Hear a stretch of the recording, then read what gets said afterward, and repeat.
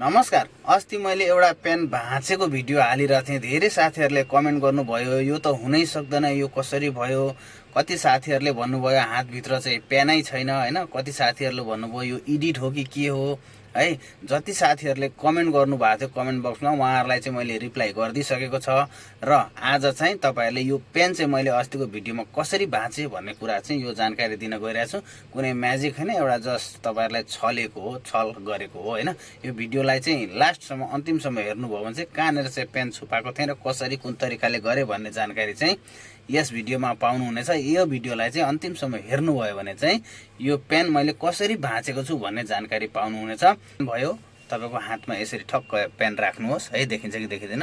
अनि यसरी पेन राख्नुहोस् है, यसलाई चाहिँ ठक्क यसरी फोल्ड गर्नुहोस् अनि त्यसपछि यसरी रोटेट गर्नुहोस् है। हेर्नुहोस् है, भाँचेको जस्तो देखिन्छ नि, तर एक्चुअलमा भाँचेको हुँदैन। कहाँनेर हुन्छ पेन, यहाँ हेर्नुहोस्, यी हो नि, यस्तो हुन्छ। यसलाई चाहिँ मैले भाँचेको छैन। यसरी गराइसकेपछि चाहिँ तपाईले यसरी चाहिँ गर्नुभयो भने चाहिँ पेन भाँचेको जस्तो देखिन्छ, तर पेन भाँचेको हुँदैन। राम्रोसँग देखाइदिँदैछु। तपाईहरुले यसरी होल्ड गर्नुहोस् है, यसरी पक्रिनुहोस् अनि यो डट पेनलाई यसरी पक्रिनुहोस् है। मलाई चाहिँ अलिकति अप्ठ्यारो भइरहेछ यतापट्टि घुमेर देखाएको कारणले गर्दाखेरि। अनि यसरी पक्रिसकेपछि चाहिँ सट्ट यसलाई यसरी गर्नुहोस् है, यसरी गर्नुहोस्। यो पेन चाहिँ भाँचिदैन, पेन चाहिँ यही यसरी पक्रिने हो अनि यसलाई टक्क यसरी गर्ने हो त। हस्, धन्यवाद।